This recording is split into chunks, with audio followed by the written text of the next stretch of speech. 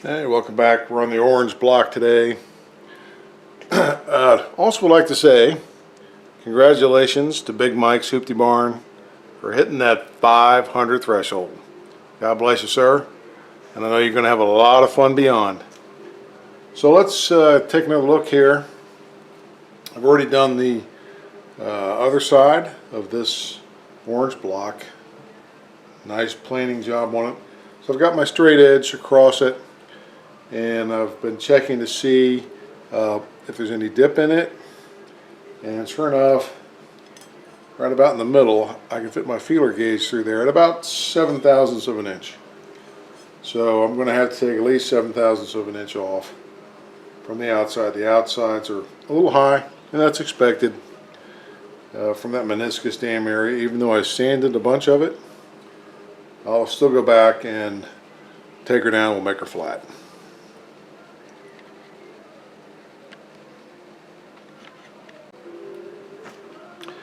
And to make it easy on myself, I'm going to go ahead and start at the lowest spot. I'm going to bring that end mill down and just barely touch that. It's a shame because it's nice and smooth, but just barely touch it and then go out from there, radius out from there. So that's how.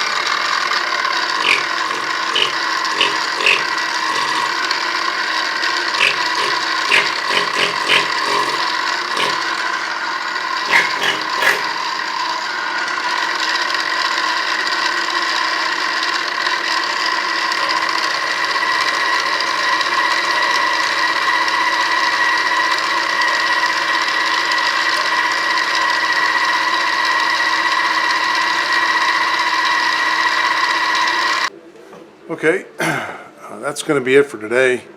I've squared up the block, and next I'm going to be going into doing the fish bowling.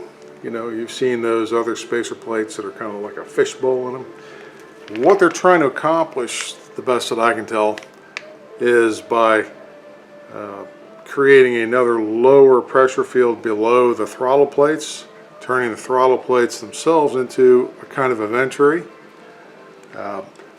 What I had ordered was a couple of end mills that'll help me make this fishbowl effect.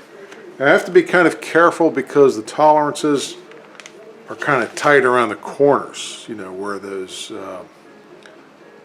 where the mounting studs come up out of the manifold. So I'll be taking a look at that. I'm going to make some measurements. I'm going to take the test carburetor apart and bring that that throttle plate up to, say, the one I've already cut, so I can see, you know, exactly how much clearance I'm going to have through it. Also, I'll go over the shipping woes that I experienced with these little end mills. About, not necessarily the time, but boy, the cost. The cost was incredible. Again, congratulations to Big Mike's Hoopty Barn and whatever they're going to name that that 51 Coronet. So God bless, and see you a little bit later. And thanks for watching.